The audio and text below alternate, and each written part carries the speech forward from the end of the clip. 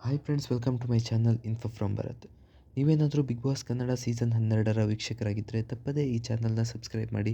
ಜೊತೆಗೆ ಈ ವಿಡಿಯೋ ಇಷ್ಟ ಆದರೆ ಒಂದು ಲೈಕ್ ಮಾಡಿ. ಬಿಗ್ ಬಾಸ್ ಕನ್ನಡ ಸೀಸನ್ 12 ಕಾರ್ಯಕ್ರಮಕ್ಕೆ ಕಳೆದ ಸೀಸನ್ ಸ್ಪರ್ಧಿಗಳಾದ ಉಗ್ರಂ ಮಂಜು, ಮೋಕ್ಷಿತಾ ಪೈ, ರಜತ್, ಚೈತ್ರ ಕುಂದಾಪುರ ಮತ್ತು ತ್ರಿವಿಕ್ರಮ್ ಅತಿಥಿಗಳಾಗಿ ಬಂದಿದ್ದಾರೆ.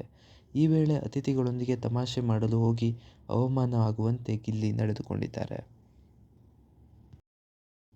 ಹೌದು, ಕಾಮಿಡಿ ಮಾಡುವ ಭರದಲ್ಲಿ ಅತಿಥಿಗಳಿಗೆ ಅವಮಾನ ಆಗುವಂತೆ ಮಾತನಾಡಿರುವುದನ್ನು ನೋಡಿದ ವೀಕ್ಷಕರು ಅಸಮಾಧಾನಗೊಂಡಿದ್ದಾರೆ.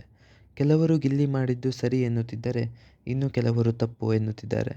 ಮನರಂಜನೆ ಹೆಸರಿನಲ್ಲಿ ಅತಿಥಿಗಳನ್ನು ಅವಮಾನ ಮಾಡೋದು ಎಷ್ಟು ಸರಿ?